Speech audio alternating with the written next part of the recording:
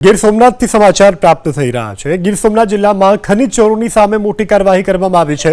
ગેરકાયદે ખનન કરતા 3 ડમ્પરોને પોલીસે ઝડપી પાડ્યા છે। 3 ડમ્પરો સહિત 50 લાખ રૂપિયાનો મુદ્દામાલ જપ્ત કરવામાં આવ્યો છે।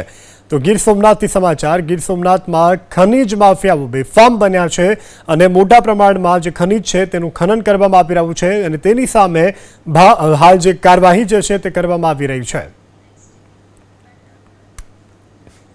સાબરકાંઠાના ઈડરમાં 15 લાખની લૂંટની ઘટના બનવા પામી છે। બેંકમાંથી રૂપિયા ઉપાડી જતો યુવક જેને લૂંટી લેવામાં આવ્યો છે।